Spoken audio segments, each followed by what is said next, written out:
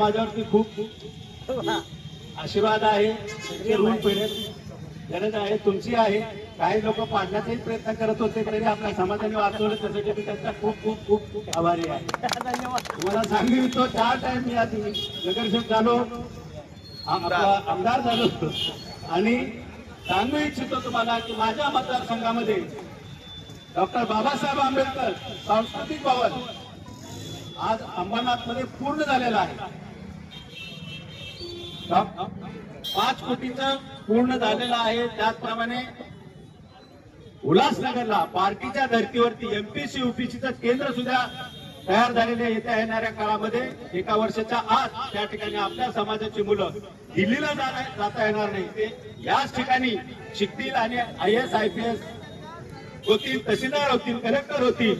एवढा मोठा प्रकल्प आपण या ठिकाणी आणला. त्याचप्रमाणे डॉक्टर बाबासाहेब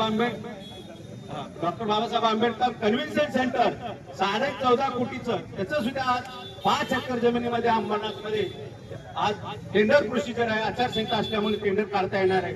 हे सर्व तुम्ही आपले खासदार डॉक्टर श्रीकांत शिंदे यांच्या माध्यमातून आपले माजी मुख्यमंत्री आणि तत्कालीन मुख्यमंत्री त्यावेळेस एकनाथजी शिंदे साहेब यांच्या सर्व आशीर्वादाने कुठेही जातीचा भेदभाव न करता आज जवळजवळ आपल्या समाजाच्या ज्या निवासी शाळा सुद्धा या वर्षी चालू होते 100 मुलांची अंबरनाथला 2 बिल्डिंग या ठिकाणी झाले.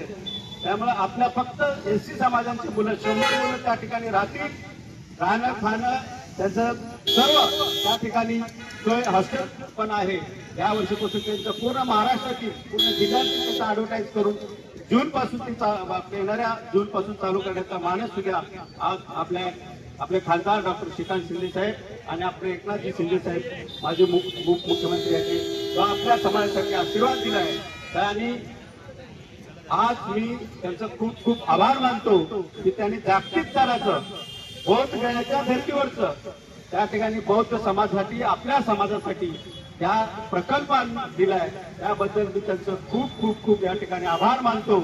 आणि सोशल मीडियावर असतील किंवा कोणी वैयक्तिक काही लोक फेसबुकवर असतील, पण त्याच्याकडे कोणीही काही लक्ष देऊ नका. जी वस्तुस्थिती आहे त्या आपल्या हातात आहे. GR आहे, वाचा तुम्ही.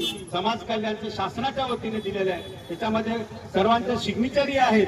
आणि येत्या 3 महिन्याच्या आत प्रकल्प प्राधिकरण स्थापन करून त्याचं टेंडर काढण्याचं सुद्धा आश्वासन या ठिकाणी दिले.